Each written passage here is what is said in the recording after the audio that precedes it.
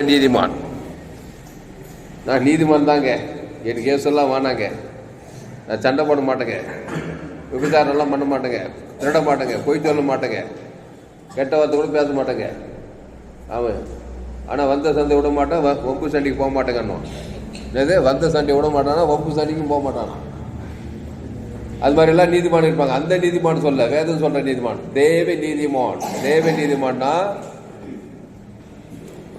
உலகத்துக்கே கிறிஸ்து ஜீவனை கொடுக்கிறவன் தான். அந்த நீதிமானுடைய வீட்டில் தான் ஆசீர்வாதம் இருக்கும். இயேசு அப்படிப்பட்ட நீதிமான். இயேசு சபிக்கிறாங்க, நிந்திக்கிறாங்க, அவரை பிசாசு பிச்சர் கூட சொல்றாங்க. ஒரு தேவகுமாரன் எவ்வளோ டிஸ்கரேஜ் ஆகிருப்பார் அவர். என்னடா மனுஷனுக்கு நன்மை செய்ய வந்திருக்கிறோம். அந்த யூதர்களே பரிசேயர்கள் சதுசேயர்கள்லாம் இயேசு அப்படி கேலி பண்ணுறாங்க. மேசியான்னு ஏற்றுக்கல. ஆனாலும் அவர் என்ன பண்ணல, அவங்கள சபிக்கலை, நிந்திக்கலை, தூசிக்கலை. அவர் வாழ்ந்த வாழ்க்கை தான் அந்த மலவுக்கு சபிக்குள்ள நான் ஆசீர்வதிப்பேன். என்னை யாராவது பகைச்சிங்கன்னா உங்களுக்கு நான் நன்மை செய்வேன். எனக்கு யாராவது சத்துக்கள் உங்களை நான் நேசித்து என் ஜீவனையே உங்களுக்கு குத்துருவேன். இயேசு ஜீவ எல்லாத்தையுமே குத்துருவாராம். அந்த நீதிமானுடைய வீட்டில் கண்டிப்பாக ஆசீர்வாதம். இப்பவே சொல்லும் போதே ஆசீர்வாதம் அட்ரஸ் கேட்டுட்டு வந்துடும். என்னை துன்பப்படுத்துக்காக நிந்திக்காக ஜபம் பண்ணுவேன். அந்த ஜபத்தை என்ன பண்ணாது, ஜபத்துக்கு கூட ஜீவனை தான் கொடுக்குறாரு. எல்லாம் ஜீவன் தர ஜீவன் பரலோகத்தையே கொடுத்துட்றாரு. இயேசு நீதிமானா இருந்தாரு, அவர் ஆசீர்வாதமா இருந்தார். எங்கே போனாலும் சாப பிசாசெல்லாம் ஓடுது, சாபம் ஓடி போயிடுது, தரித்திரம் ஓடி போயிடுது, குஷ்ணரோகி சொத்தமாயிடுச்சான். 5 அப்போ 2 பேர் கையில் வச்சா பழுகி பெருகுது. காற்றை கடலில் எரியாதுன்னா அமைதியாக இருக்குது. அந்த ஆசீர்வாதம், அப்படிப்பட்ட ஆசீர்வதிக்கப்பட்ட மனுஷன். அப்போ திருப்பி படிங்க 33.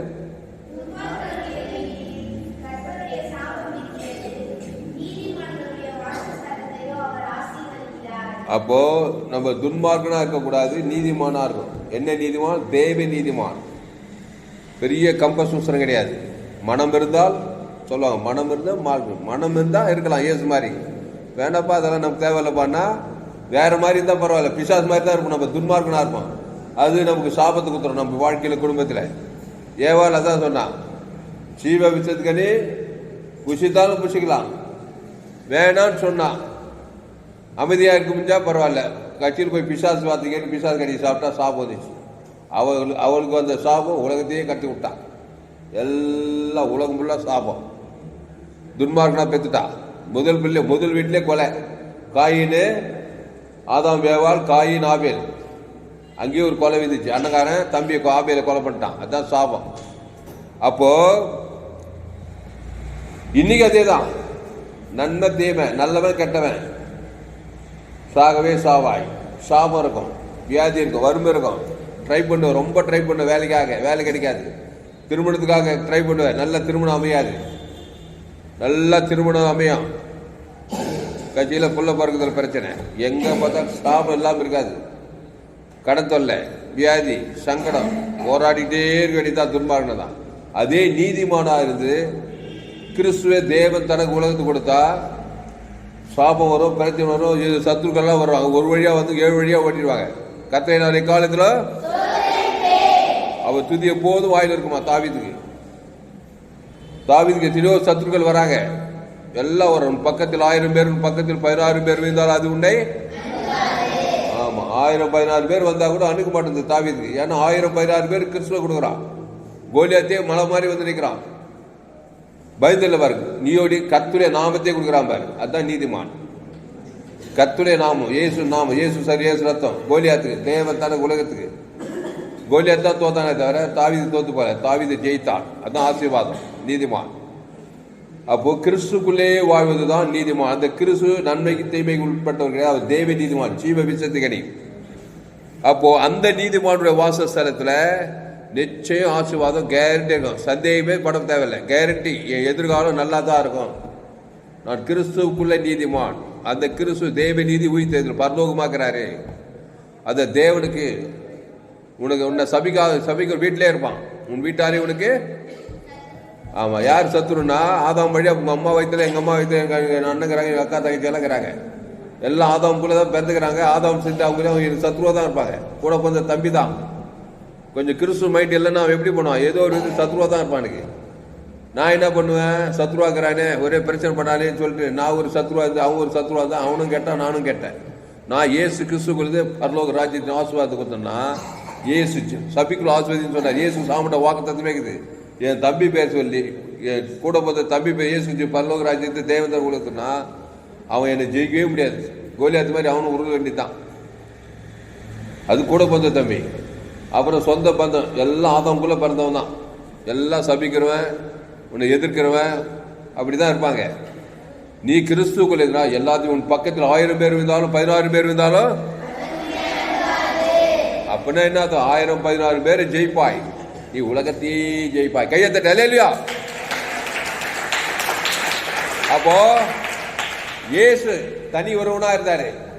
அவர் ஒரு நன்மை தீமை அறியத்தக்கிறது. ஆதாம் வழியா பிறந்துக்கிறாரு. பரிசுத்தா இருக்காரு. ஜீவ வித்தது கனியா இருந்தார். ஜீவனாவே இருந்தார் கட்சிவில்லையும். அவருடைய வேலை வருகிற வரைக்கும் ஒருவனும் அவர் மேல் கை போட முடியல. யாரும் அவர் சேதப்படும் ராஜா மாதிரி போறார். அவரை கொலை பண்ற ட்ரை பண்றாங்க, அதிகமாக ட்ரை பண்றாங்க, நல்லா போட்டு வச்சு யோவான் எல்லாம் அவரை கொலை செய்ய வகை தேடினாங்களாம். இவர் என்ன பண்றாரு? கொலை பண்றவருக்கு ஜீவனை கொடுக்குறாரு. பரலோகம் தேவதூரெல்லாம் வந்து இவரை காப்பாற்றி விட்டுறாரு. நீ என்ன பண்ற? கொலை பண்ண மேலே ஒன்று கோவப்படும், ஏஜில் பயந்து நடுக்குவேன். பயந்தாலும் அசுத்தாவி தான். கொலை பண்ண மேலே வெறுப்பு காசு பார்த்தாலும் அவர் கொலையை பண்ணிடுவான். அல்லேலூயா. அதுதான் உலகம் கொலைகார உலகமாகுது. கொலைகாரனுக்கு இயேசு கிறிஸ்து ஜீவன் பரிபூர்ண ஜீவனை கொடுத்தா கொலைகாரன் கொலையும் பண்ண முடியாது, கை போடவும் முடியாது. அப்படிதான் வாழ்ந்தாரான் இயேசு. அதனால தான் இயேசு ஏற்றுக்கொண்டு இயேசுனார் மாதிரி வாழணும். இயேசு ஏற்றுக்கொண்டு இயேசுனார் மாதிரி வாழலாம். ஒரே வேதனை துக்கம் தான். திருடுறது கொண்டது ஐக்கியமாக தான் இருக்கும். அப்போ துன்மார்களுடைய வீட்டில் கர்த்தருடைய சாபம் இருக்கிறது, நீதிமான்களுடைய வாசஸ்தலத்தையோ அவர் ஆசீர்வதிக்கிறார். எகைவோரை அவர் எகைவார், தாழ்மை உள்ளவர்களுக்கோ ஆமா தாழ்மை உள்ளவர்களுக்கு கிருபை அளிக்கிறார். தாழ்மைன்னா என்னன்னா நிறைய பேர் தாழ்மை என்ன பண்ணுறது? எல்லாரும் மேலே உட்காந்துருந்தாங்க, இவர் கீழே பாய் போட்டுக்கிட்டு கீழே உட்காந்துக்கிறார். அப்படியே தாழ்மை பேத்த செருப்பு போட்டுக்கிட்டு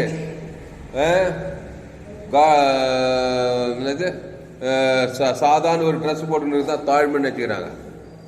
அப்புறம் என்னது? நான் யாரும் ஒரு ஊழிக்காரனை பற்றி கேள்விப்பட்டேன்.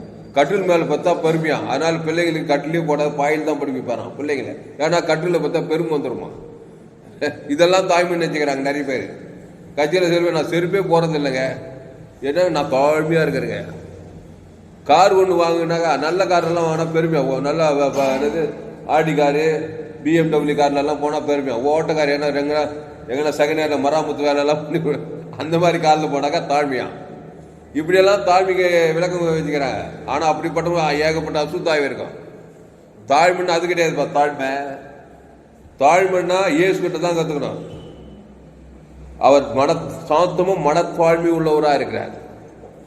ஆமாம், தாழ்மைன்னு சொல்லி இப்போ நான் சொன்னதெல்லாம் அதுதான் பெரிய தாழ்மைன்னு வச்சுக்கிறாங்க. நீ கொஞ்சம் கிட்ட போய் பாருங்க, ஏகப்பட்ட வெறுப்பு காசுமாலாம் இருக்கும். அந்த மாதிரி ஆளுகிட்ட நல்ல ட்ரெஸ் பண்ணணும்னு பார்த்தா வெறுப்பு காசுமா இருப்பாங்க. பாரு பெருமை போட்டு சூட்டு போட்டுன்னு விட்டாரு. அப்போ பெருமைக்குதான் இல்லையா? இவர் காடா துணி போட்டு வேஸ்ட் கட்டின்னு வந்துட்டாரா, அது தாழ்மையாம். இவர் கீழே உட்காந்துக்கிறா, சோஃபா ஷீட்டில் உட்காந்துக்கிறா, அது பெருமை, இது தாழ்மை. அப்படியெல்லாம் இதெல்லாம் தாழ்மை, இதெல்லாம் தூக்கி போடணும். அப்படியெல்லாம் மணலே இந்த மாற்றிவாங்க. தாழ்மைன்னா என்னன்னா இயேசு தான் தாழ்மை இயேசு கிட்ட. தாழ்மைனா கிறிஸ்து சபைக்குள் ஆசீர்வதிக்கிறார், பகைக்குள்ளுக்கு நன்மை சத்துக்களை சிநேகிக்கிறாரு, அன்பு கூறார். கிறிஸ்து நண்பை தேவன் தனக்கு உலகத்துக்கு, அதுதான் சரியான தாழ்மை. அப்படிப்பட்ட கிருபை கண்டிப்பாக கிடைக்கும். ஆமாம், உலகமே உன்னை எதிர்க்குது, எல்லாரும் உன்னை சபிக்கிறாங்க, அவங்களுக்கு இயேசு நண்பை வெளிப்படுத்துறப்பாரு. இயேசு நண்பு தேவன், அவன் நல்லா இருக்குன்னு விரும்புறப்பாரு. அதுதான் தாழ்மை. கையத்தட்ட அல்லேலூயா. ஆமா, நீ எப்படினா இரு, எப்படினா உடவடுத்திக்கோ, எந்த கார்ல என்ன போய் எவ்வளவு பெரிய வீட்டிலாம் இரு. ஆனா உலகத்துக்கு கிறிஸ்து அன்பை வெளிப்படுத்த போறேன். இயேசு தன்னுடைய அன்பையும் தன்னுடைய இரக்கத்தையும் தன்னுடைய தயவையும், தாழ்மைனா கர்த்தரை உயர்த்துவது, அது கொப்பா மனுஷனை நேசிப்பது. ஆமா, என்ன மாதிரி அவன் இருக்கணும். ஆமா, அவன் நல்லா இருக்கணும், அவன் உயர்த்தப்படணும், அவன் மேன்மைப்படுத்தப்படணும். அதுக்காக தான் இயேசு ஜீவனை பரிவர்த்தனை கொடுத்து ஜெபம் பண்ற பாரு, அதுதான் தாழ்மை. எல்லாம் செஞ்சுட்டு கட்சியில பகைய காசு வெறுமா தான், அது வந்து தாழ்மை கிடையாது. அப்போ தாழ்மை உள்ளவர்களுக்கோ இயேசு மரண பரிவர்த்தனை தன்னை தாழ்த்தினார். கல்வார் சிலுவையில என்ன வசனம் அது? பிலிப்பியர் எடுங்க, இது வாசிப்போம். பிலிப்பியர் 2ஆம் அதிகாரம். பிலிப்பியர் புதிய ஏற்பாட்டில் பக்கம் சொல்லுங்க. எடுங்க. பிலிப்பியர் 2ஆம் அதிகாரத்தில் அவர் சிலுவையின் மரண பரியந்தம் தன்னை தாழ்த்தினார் இருக்கும் பாரு.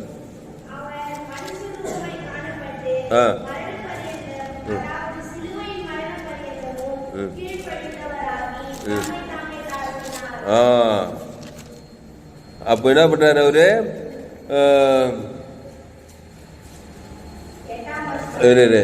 தம்மை தாமே வெறுமையாக்கி அடிமையின் ரூபம் எடுத்து மனுஷ சாயலானார்.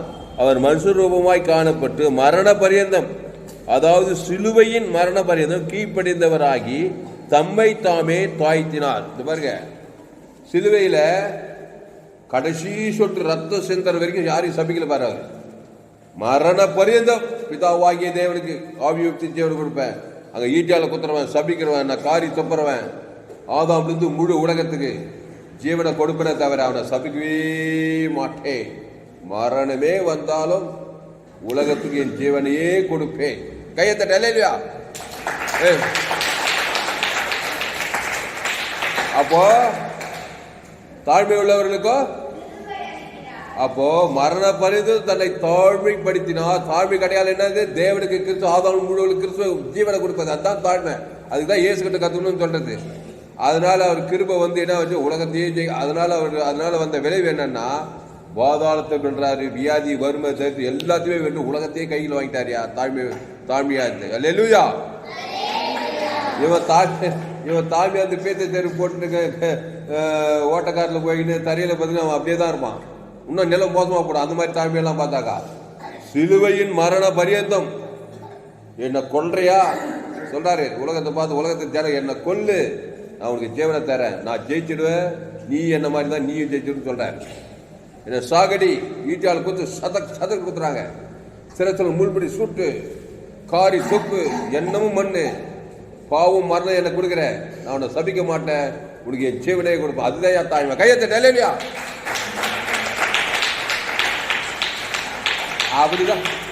அப்படிதான் நீ வாழணுமே. அதுதான் மாடல். அப்படி ஒருவேளை உன்னை எழுத்துப்பட்டு உன்னை ஈட்டியால் குத்தாம இருக்கலாம் மனுஷன். சிறத்தில் முள் கசப்பு பார்க்க ஈட்டி மாதிரி குத்துறான் பாரு. வாயிட்டு பார்த்தேன் சபிக்கிறது நின்று எல்லாம் சிலுவில் அஞ்சுதாங்கிறாங்க. ஒருவேளை சிலுவில் இருக்கிற மாதிரி எழுத்துப்பட்டு எல்லாரும் நம்மள முள்ளு வச்சு காரியெல்லாம் துப்பிக்கிட்டு ஈட்டியால் எல்லாம் குத்திட்டு இருக்க மாட்டோம். ஆனால் வாயின் வார்த்தையில பாவம் மனுஷன் உனக்கு விரோதமாக செயல்பட்டு தாங்கிறான். ஆவி உலகத்துல சபிக்குது, நிந்துக்குது, வெறுக்குது, காசுக்குதெல்லாம் ஈட்டியால் குத்துற மாதிரி தான். அவனுக்கு இயேசு ஜீவன் பரிபூர்ண ஜீவனை கொடுத்தினா நீ தாழ்மை உள்ளவன், அவனுக்கு முன்னாடி நீ உயர்ந்துதான் இருப்பாய். அப்போ தாழ்மை உள்ளவனுக்கோ கிருபை அளிக்கிறார். கடைசி வாசம் படிங்க, ஜெபம் பண்ணி முடிச்சிடுவோம். நீதிமொழிகள் 3 லாஸ்ட் வருஷம்.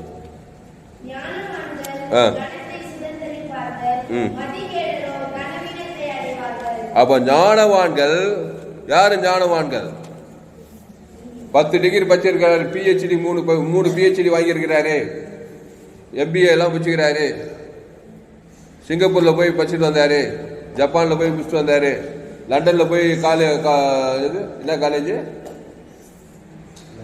சொல்றாங்களே ஆக்ஸ்போர்ட் காலேஜில் போய் படிச்சுட்டு வந்தாரு. இந்தியாவிலேருந்து போய் 5 வருஷம் தங்கி படிச்சுட்டு வந்தாரு. அந்த ஞானம் கிடையாது, செக்குலர் நாலேஜ் கிடையாது, தேவ ஞானம். அந்த ஞானம் இயேசுவை பற்றிய ஞானம், இயேசுவை தேவன் தரக்கூடாது. இது எல்லாருமே வரும் இந்த ஞானம்.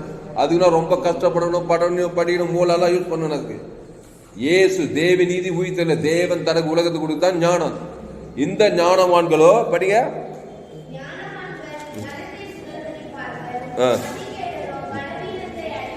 ஆமா, இங்க கவனி. ஞானவான்கள் கனத்தை என்னது? கனம் என்னது? ஆசீர்வாதம், ஐஸ்வர்யம், சமாதானம், சந்தோஷம். கனம்னா மேன்மை, சுகம், பல, ஜீவன் எல்லாம் சுதந்திரிப்பான். மதிகேடரோ கனவீனம், வெக்கம், அவமானம், நிந்த. மதிகேடுன்றது ஏவாள் மதிகேடான வேலை செஞ்சு ஏவாள் சபிக்கப்பட்டா பாரு. கனவீனம் வந்துச்சு அவளுக்கு. அவ இதுல தான் நம்ம பந்துக்கிறோம். ஆமா, அதனால நம்ம அம்மா அப்பா எல்லாம் நல்லவங்க தான், நல்லா தான் பெத்தாங்க. ஆனா என் தாய் என்னை பாவத்தில் பாவம் எல்லா மகிழ்ச்சி, அந்த பாவம் தான் நம்மளை தொல்லப்படுத்துது. ஆனா அம்மா மாதிரி இருக்கக்கூடாது, இயேசு மாதிரி இருக்கணும். அம்மாவுக்கு இயேசு பற்றி சொல்லி அம்மாவை கிறிஸ்துக்குள் கொண்டு வரலாம். அதான் இயேசு தான் ஞானம். என்னதான் தாய் தகப்பனா இருந்தாலும் ஆதாம் ஏவாள் வழியாக தான் வந்துக்கிறாங்க. இயேசு தான் பரம தகப்பன். அதனால அப்பா அம்மா இல்லை யசோராஜாதிக்கு எப்படியா இருந்தாங்க தெரியல, 2 பேருமே இல்லையா யசோராஜாதிக்கு. தேவனை ஞானமாக கொண்டாள் யசோராஜாதி. விருந்திலே திராட்சரசம் பரிமாறினான் கிட்டிகளான நேரத்தில். கனத்தை சுதந்திரிச்சா. உலகமே அவளை போட்டுது யசோராஜாதியை. 120 நாடு உயர்ந்த உலகத்தையே காப்பாற்றா தேவ ஞானத்தை வைத்துக் கொண்டு. அல்லேலூயா. ஆமா, மதிகேடரோ கனவீனத்தை.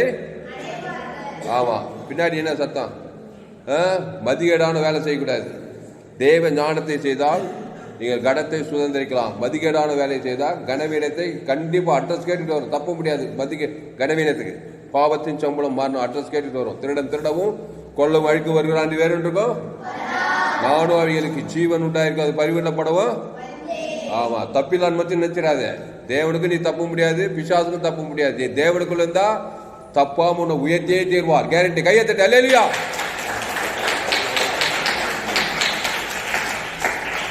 தேவனே வேணாம்பா, எனக்கு படிப்பு இருக்குது, வசதி இருக்குது, பணம் இருக்குது, கார் இருக்குது, பங்களா இருக்கு, எங்க அப்பா பெரிய கோட்டீஸ்வரர், கோடாகுடி பணம் இருக்குது, இயேசுவே வேணான்னாக்கா திருடன் திருடுவான், கொல்லுவான், அழிப்பான், வேறொன்றுக்கு வரான்னு நடக்கும். பரிசுத்த பிதாவே, இந்த அருமையான மாலை வேலையிலே கர்த்தாவே எங்களோடு கூட பேச ஒவ்வொரு வார்த்தைக்காய் நன்றி செலுத்துகிறோம். கர்த்தாவே, ஞானவான்கள் கணத்தை சுதந்திரிப்பார்கள். இயேசுவே ஞானம்.